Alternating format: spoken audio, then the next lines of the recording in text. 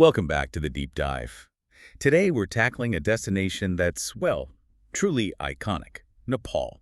Absolutely. It conjures up so many images, so much expectation, Everest, trekkers, spirituality. Exactly, and because it holds such a legendary status, we thought it's high time we ran it through our analytical grinder. Right. Cut through the romantic haze and the glossy brochures. We're applying a rigorous framework to figure out its real value proposition for you, the modern traveler. It's a critical mission today, I think, because anyone considering Nepal is looking at a pretty significant commitment. Definitely. We're not just talking about a week off work.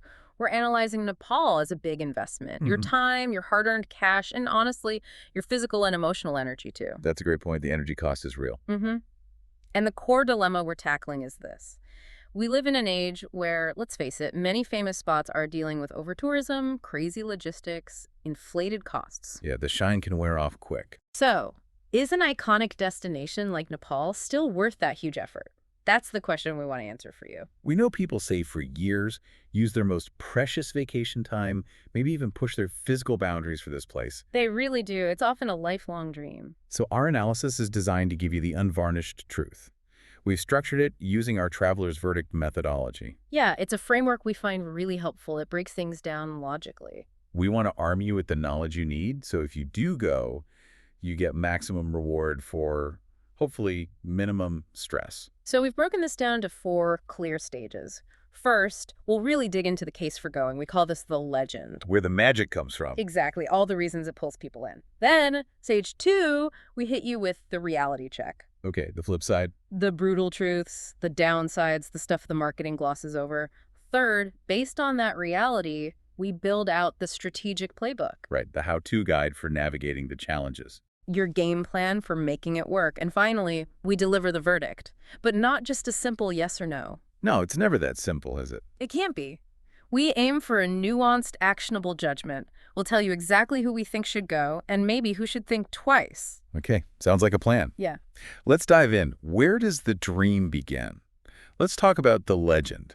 Why Nepal? Yeah, the legend. What gives it this incredible, almost magnetic pull, even after all these decades? Well, the allure, it's almost mythical, isn't it? It taps into something deep. It really does. You just say Nepal and people picture immense mountains. Immense mountains, definitely. Peaks scraping the sky. That immediate sense of vastness, maybe silence, pure nature. Something kind of timeless. Something bigger than us. Exactly. Yeah. So why do people dedicate so much savings, vacation, physical effort, often choosing it over, easier beach holidays? Yeah, what's the core driver? I think it boils down to a profound sense of awe. Nepal offers the absolute pinnacle, geographically speaking, the roof of the world. Can't argue with that. And it represents peak human endeavor, too, the history of mountaineering. So when travelers commit, they're not just booking a trip, they're signing up for an experience of scale. True scale. That's a good way to put it. Scale. Yeah. And this is the pro argument at its strongest. Yeah. Those iconic views, the ones you see in photos, they genuinely deliver. It's a sensory hit that's hard to find elsewhere. It's not just a pretty picture. No, it's an overwhelming feeling. Standing there, feeling tiny against the backdrop of the Himalayas, that sense of insignificance, but in a good way. You save up, you make the effort, and Nepal actually delivers on that core promise of dramatic world-class landscape. It absolutely can. But let's get more specific about the iconography. It's not just rock and ice, is it? What elevates these mountains beyond geology? Good question. What gives them that spiritual dimension? Well, even the names tell a story. What many Westerners call Mount Everest. Sagarmatha, right? Sagarmatha in Nepali, yeah. Yeah. Roughly, forehead in the great sky. And for the Sherpa and Tibetans, it's Chomolungma, Holy Mother, or Mother of the Universe. Think about that. This isn't just a climbing challenge. It's perceived as a deity, a sacred entity. And you feel that reverence on the ground. Oh, immediately. You see it everywhere. The colorful prayer flags fluttering on high passes, the chortens, those Buddhist stupas lining the trails, the monasteries perched impossibly high on hillsides. That deep spiritual context, that's what transforms a grueling trek from just a physical challenge into something more like a pilgrimage. It's not just sightseeing. That makes sense. That connection seems key. It differentiates it from just, say, hiking in the Alps, maybe. Perhaps. There's this immediate link to something ancient, something deeply meaningful beyond just the landscape itself. Tell us a bit about the history. What's a key story from Nepal's past that helps explain why a visit feels so significant? I think the pivot point is its history of isolation and then its sudden, dramatic entry onto the world stage. For centuries, Nepal was this fiercely independent kingdom. It was largely closed off, especially the Kathmandu Valley, which allowed this unique blend of Hindu and Buddhist culture to flourish, kind of insulated. Right, it wasn't colonized like much of the region. Exactly. And then came the pivotal moment. 1953, Sir Edmund Hillary and Tenzing Norgay summiting Everest. A global event. Huge. It didn't just conquer a mountain, it blew the doors open to global interest, adventure tourism, everything that followed. So the history is this fascinating paradox. Ancient, quiet tradition meets modern global adventure. So when we visit places like the Durbar Squares in Kathmandu today, even with the tragic earthquake damage from 2015, Yes, those UNESCO sites. we're basically looking at the physical remnants of that unique, isolated kingdom. You really are. You're seeing architecture and artistry that developed on its own terms, blending Hinduism and Buddhism in ways you don't see elsewhere. The intricate wood carvings, the temple layouts. It speaks to a different kind of strength. I think so. A cultural resilience, a deep respect for the natural world woven into the fabric of society. That historical depth definitely elevates the whole experience beyond just pretty views. Okay, let's talk about the absolute peak experience, that moment every potential traveler is hoping for. What's the best case scenario, the pro argument at its absolute zenith? Right, the why I endured all this moment, it's almost always earned in Nepal. It rarely comes easy. Earned how? Usually through significant physical effort, overcoming logistical hurdles. If you're trekking, for instance, you've likely pushed your body for days, maybe weeks. You're dealing with altitude, cold, fatigue. So paint the picture. What does that moment feel like? Okay. The sensory details. Okay. Imagine you've hiked for hours in the pre-dawn darkness. You finally reach a high viewpoint, maybe Kalapathar near Everest Base Camp, or Poon Hill in the Annapurnas. Cold. Freezing. The air is thin, burns your lungs a bit. Every breath feels intentional, but it's utterly silent, except maybe the wind or prayer flags whooping. Okay, I'm there. Then the sun starts to rise. But it doesn't just light up the valley. It hits the absolute highest peaks. First Everest, Lhotse, Amadablam, Annapurna South, Makapuchar. Wow. And they don't just glow, they ignite. This incredible, almost unreal, fiery orange, then pink, then gold light that seems to just bathe the summits. And it slowly creeps down the mountainside. That sounds incredible. It's that moment, the scale, the color, the silence, the effort it took to get there.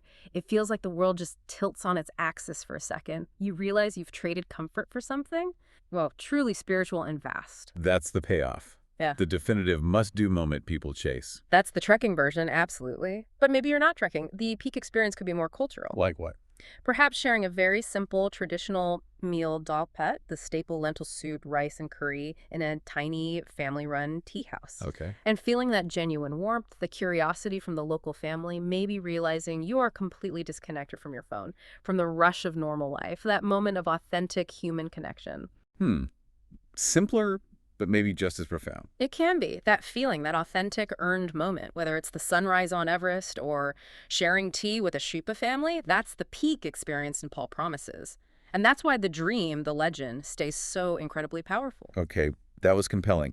The legend is strong for a reason. It is. The potential is definitely there. But now we absolutely have to pivot. Time for the necessary correction. We've painted the ideal, the dream. The brochure shot. Exactly.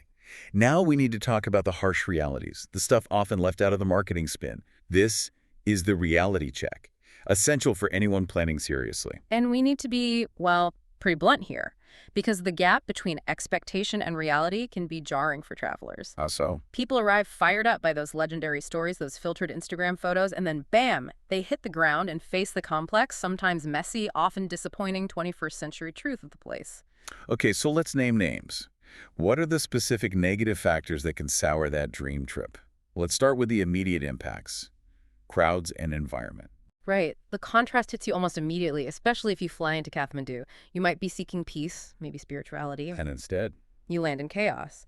Kathmandu is a sprawling, often heavily polluted city. The air quality can be really poor, particularly in the dry season. Think vehicle emissions, construction dust, brick kilns. It's a lot. and Thamel, the famous backpacker hub. Thamel is vibrant, no doubt. Lots of energy. But it can also feel suffocating. It's crowded, noisy, and relentlessly commercial. Hawkers, shops, bars, traffic. It's intense, not exactly serene. Okay, so the gateway city is challenging. But what about when you escape to the mountains? Hit the trails. Does the serenity kick in then? Not necessarily, and this is crucial. Suffocating crowds are a major issue on the most popular trekking routes, particularly Everest Base Camp, EBC, and Annapurna Base Camp, ABC. During the main seasons, it's autumn, roughly October, November, and spring, March, April. So much for lonely reflection. Forget it. You might have pictured yourself striding alone on a mountain path. The reality, you could be stuck in a slow-moving queue behind dozens of other trekkers, large guided groups, porters carrying huge loads, yak trains. Wow, queues on a mountain trail. Literally. It can completely shatter that sense of wilderness and solitude many people are seeking. And then there's the environmental aspect. Yeah, what's the reality there? While the high peaks themselves might look pristine from afar, the areas closer to the main trails, well, they show the strain. Waste management is a huge challenge in these remote areas. You'll often see litter, unfortunately. Plastic bottles, wrappers. That must be disillusioning. It can be heartbreaking, frankly. It definitely punctures the illusion of untouched nature that people expect. The sheer volume of tourism puts immense pressure on fragile environments. Okay, crowds and environmental strain. Let's dig into something you mentioned earlier, the true cost. This feels really important. It's not just a flight ticket, is it? Not even close. And this is where travelers often get caught out. We break the true cost down into 3 dimensions because the financial hit is just one part of the burden. 3 dimensions, okay, what are they? Financial cost, obviously. Physical and mental cost, the toll on your body and mind. And ethical dilemmas, the responsible travel considerations. Let's tackle financial first. Beyond the big-ticket items international flights, maybe that Lukla flight, permits, where does the budget bleed happen on the ground? It happens because of what I call vertical inflation. Prices for basic goods skyrocket with altitude. Vertical inflation. Makes sense. In Kathmandu, things are generally quite affordable, but the second you start trekking upwards, especially in popular areas, everything gets exponentially more expensive. Why? Because every single item, food, fuel, drinks, has to be physically carried up, usually by porters or yaks. Give us some example. Okay, a bottle of water might cost you, say, 50 cents US in Kathmandu.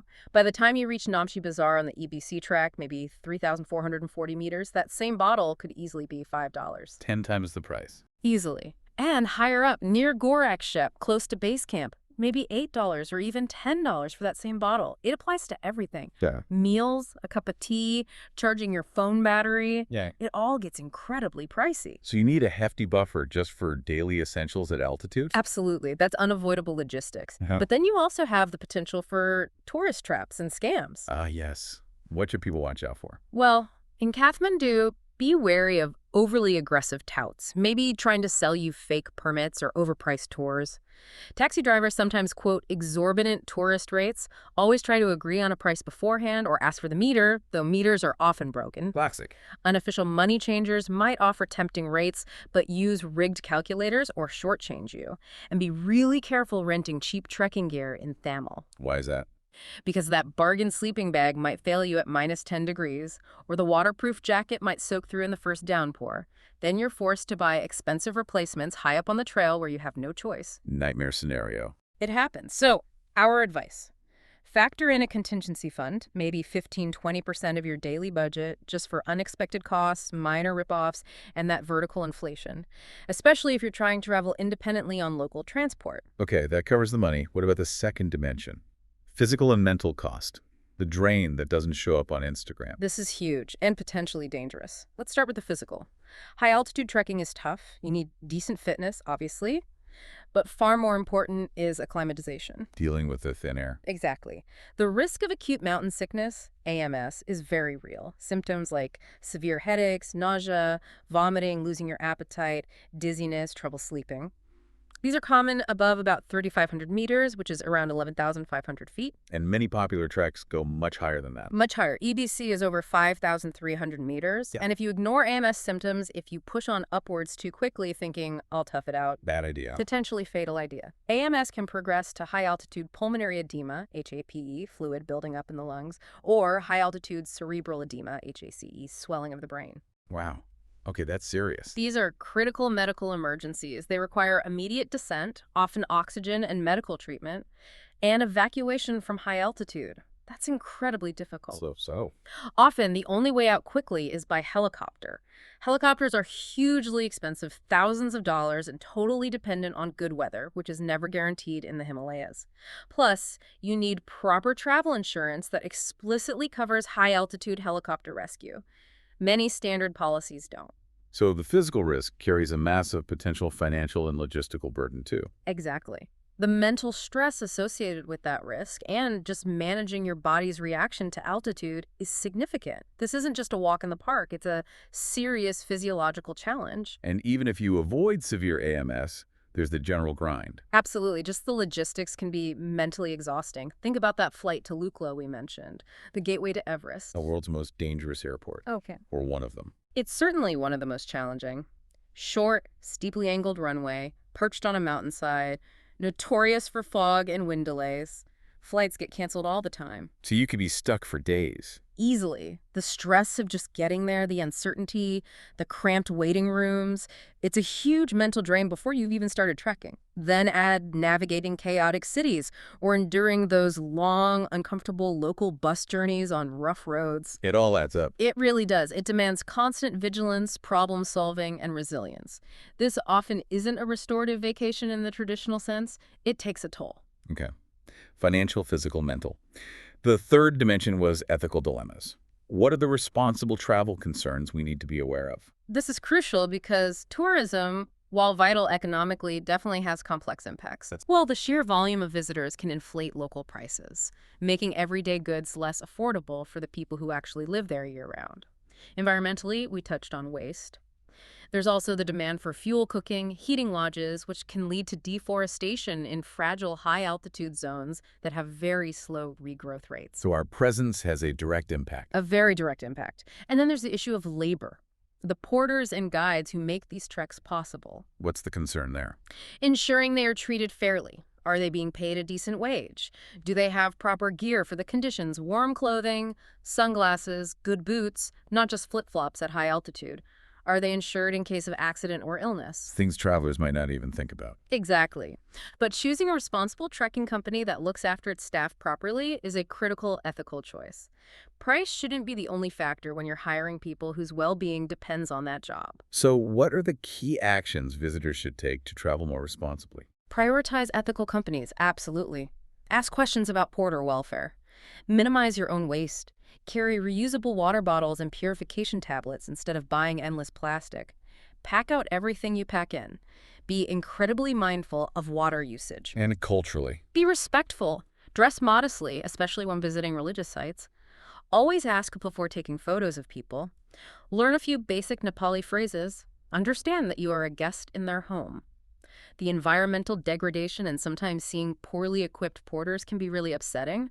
Visitors have a responsibility to be part of the solution, not add to the problem. Okay, that reality check was sobering, but necessary. Absolutely. Forewarned is forearmed. So, we've weighed the incredible dream, the legend, against the often frustrating, expensive, and potentially risky reality. For those listening who hear all that, and the dream still wins out. And for many, it will. That pull is strong. Right. So now you're armed with the facts. Let's move to the solution, the strategic playbook. If you decide Nepal is for you, here's the game plan. How do you navigate the chaos and actually maximize the reward? Okay, first things first. Let's tackle that logistical gauntlet. Just getting into the remote regions. As we said, reaching your trek's starting point is not a simple task. Not a walk in the park, you called it. Definitely not. It requires strategy and patience. Let's break down the options. Lay out the spectrum for us. Easiest to hardest, maybe. Well, easy is relative here. The most common route involves flying into Kathmandu's Trubhuvan International Airport, KTM. That's the main international gateway. Straightforward enough. From there, it depends where you're headed. For the Everest region, the standard route involves that domestic flight to Lukla's Tenzing Hillary Airport, LUA. The one with the reputation. Exactly. These flights are on small planes, highly weather dependent. Delays of hours, even days, are common, especially due to morning fog in Kathmandu or wind cloud cover in Lukla. You absolutely must build buffer days into your itinerary for this. What's the alternative to flying to Lukla? You can trek in from lower down, places like Jiri or Faplu. This takes significantly longer, adding maybe 5 to 7 days to your trek, but it avoids the risky flight and helps with acclimatization. It's the old school approach. More time, less flight risk. What about other regions, like Annapurna? For the Annapurna region, the main hub is Pokhara.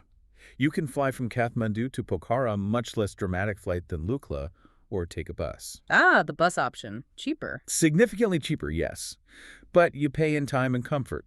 Tourist buses are okay-ish, taking maybe 6-8 hours for the Kathmandu-Pokhara journey on winding, sometimes rough roads. Local buses are cheaper still, but much slower, often overcrowded, and can take much longer. We're talking potentially 12-plus hours for journeys that look short on a map. Oof, that's a long time on a bus before you even start hiking. It's exhausting. So conquering the logistics means budget extra days for delays, always. Consider tourist buses over local ones for major routes unless you're on an extreme budget. Or, if your budget allows, private jeeps or cars can save a lot of time and hassle, especially getting to trailheads near Pokhara or elsewhere. Trying to rush the travel part is a recipe for stress and can derail your plans before day one. Got it. Patience and buffer days are key. Now, money management. This seems crucial given the vertical inflation you mentioned. Let's structure it. The traveler's ledger. Budget tiers. Yes, this helps set realistic expectations. Because costs vary so dramatically, we need categories.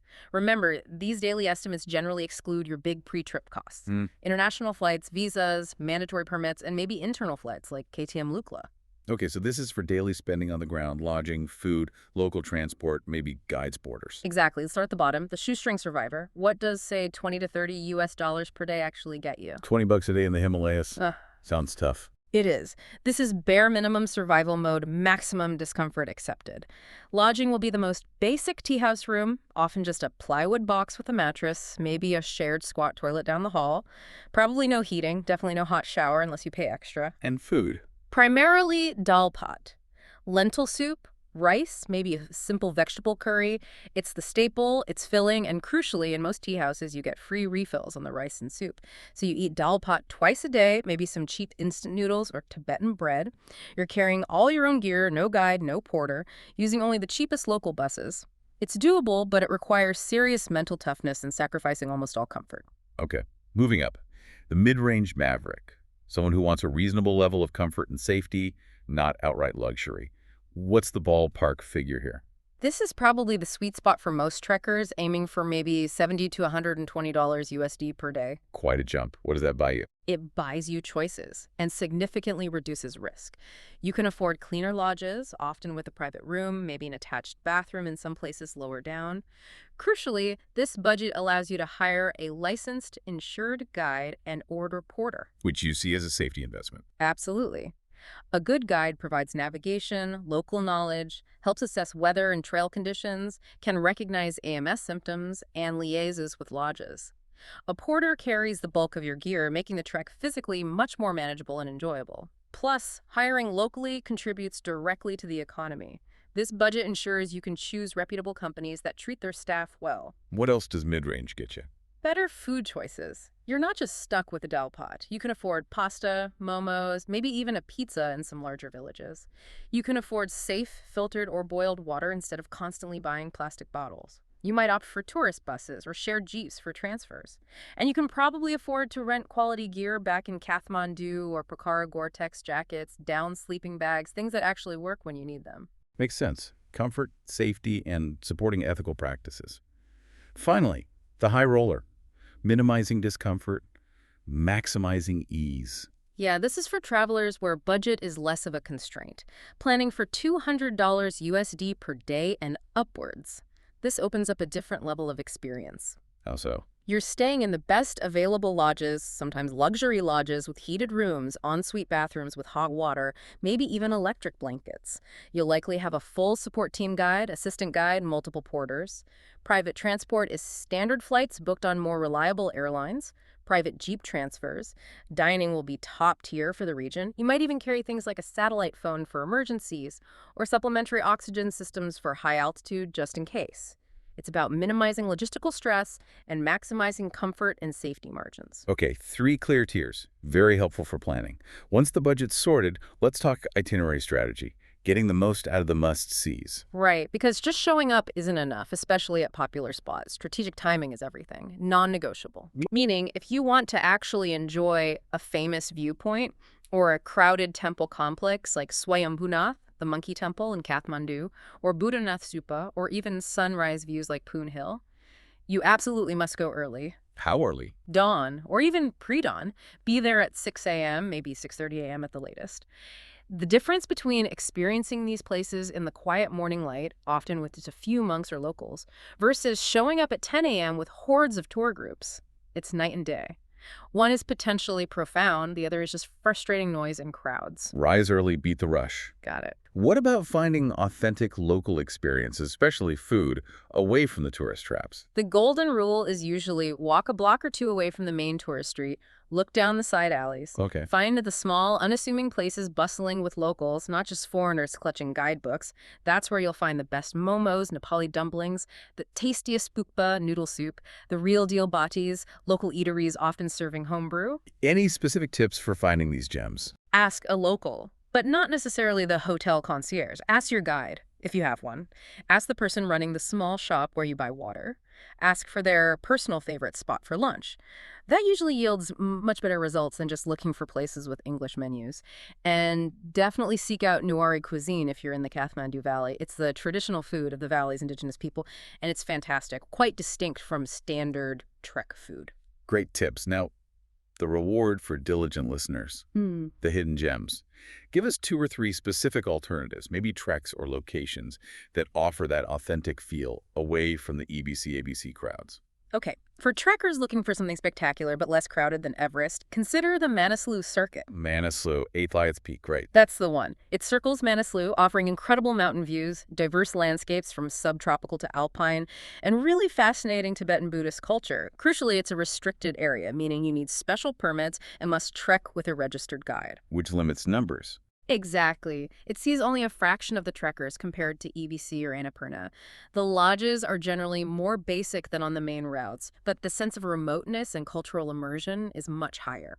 It feels more like old-school Nepal trekking. Okay, Manaslu Circuit. What else? For those drawn to the Annapurna region's beauty but dreading the Annapurna base camp crowds, look at the Mardi Himal Trek. Mardi Himal. Yeah, it's a ridge trek that runs parallel to the main ABC trail, but it's shorter, generally less crowded, and offers absolutely stunning, really intimate, up-close views of Mokapusar, Fishtail Mountain, and Annapurna South. Sounds like a great alternative. It is. The trail goes through beautiful rhododendron forests and emerges onto this high ridge. The accommodation is simpler, more like basic tea houses, but the views per effort ratio is fantastic. It's a perfect mid-range option. Excellent. One more. Maybe something non-trekking. Sure. For a cultural escape without the intensity of Kathmandu, look beyond the main valley tourist towns. Consider exploring places like Bandipur or Panadi. Tell us about them.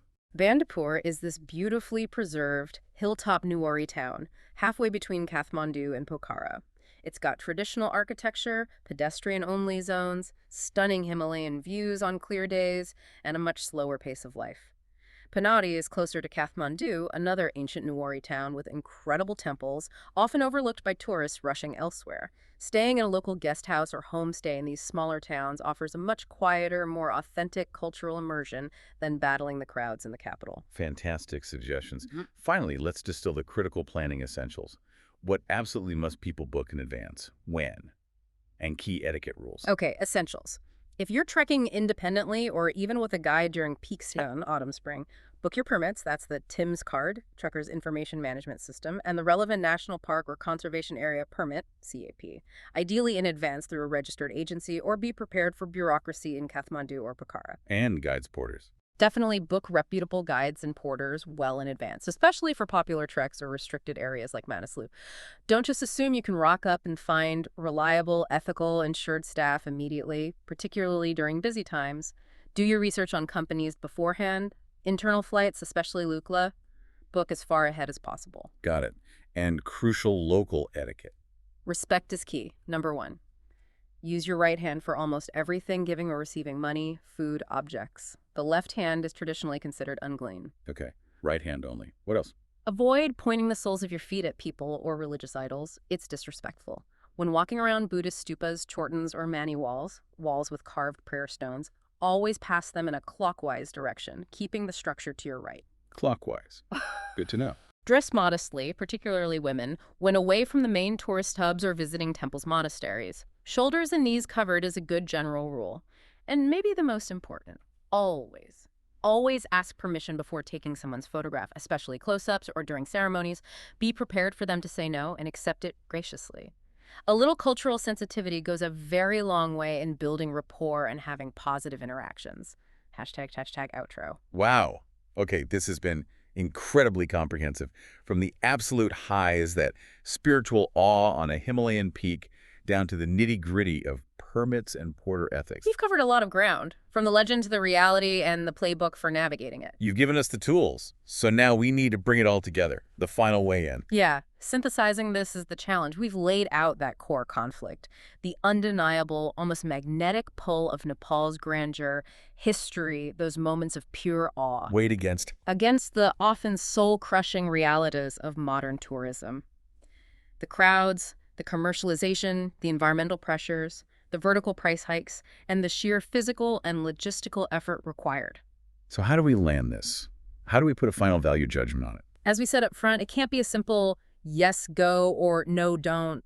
That wouldn't be helpful. Needs nuance. Exactly. We need a multi-part verdict tailored to different types of travelers, different expectations. Okay, let's hear it. The definitive answer, based on everything we've discussed. All right. The traveler's verdict on Nepal is complex, but hopefully highly actionable for you.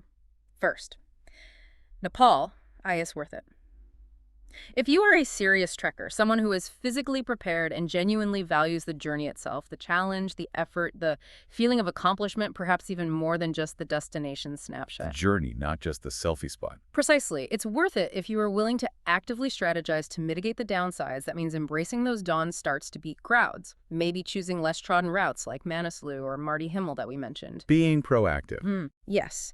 And if you are prepared to invest properly, not just money, but time in research to choose ethical operators, ensuring your guides and porters are well treated and insured, this investment in safety and responsibility is key. It's worth it if you're willing to plan meticulously to minimize your environmental footprint. So the prepared, committed, ethically minded adventurer. That type of traveler, the one who accepts the high transaction cost, intense effort for potentially epic reward, will likely find Nepal magical, maybe even transformative. Okay, that's a clear yes if. Now, who should perhaps reconsider? Who is likely to be disappointed? Right. Nepal is likely not worth it, F. If you're primarily seeking a relaxing, easy, restful holiday with minimal physical exertion, this ain't it. Fair enough. It's probably not worth it if you're on an extremely tight shoestring budget. While possible, the constant stress about money due to that vertical inflation, the lack of comfort, and the potential compromises on safety could easily outweigh the positive. The financial anxiety would be high. Very high. It's also not worth it if your tolerance for crowds, noise, pollution, especially in Kathmandu, and general logistical chaos is low. You need resilience here. And crucially, it's not worth it if your expectations are based purely on romanticized, decades-old images or documentaries showing pristine, empty landscapes everywhere. Managing expectations is key. Absolutely. If you arrive expecting untouched Shangri-La around every corner, the reality of commercialization, especially on the lower parts of popular treks, will likely lead to significant disappointment. So, boiling it down, the potential for profound, maybe even life-changing awe in Nepal, it's still there, unrivaled perhaps. It absolutely is. Those moments exist. But accessing that reward is strictly proportional to the amount of preparation, strategic thinking, financial investment in safety and ethics, and sheer physical and mental endurance you're willing and able to commit. That's it perfectly. Nepal demands a high transaction cost from the modern traveler. It demands you be a strategic player, not just a passive tourist. A powerful final thought there. So for you, our listener, the takeaway isn't just about Nepal. It's about applying this critical thinking, weighing the glossy legend against the often harsh reality to all your future travel plans. Use the playbook approach. Be informed. The brochure sells the dream. Our deep dive hopefully gives you the real cost and the strategy for success. Travel smart. Travel strategically. And maybe, just maybe, find that awe. We'll catch you next time for another deep dive.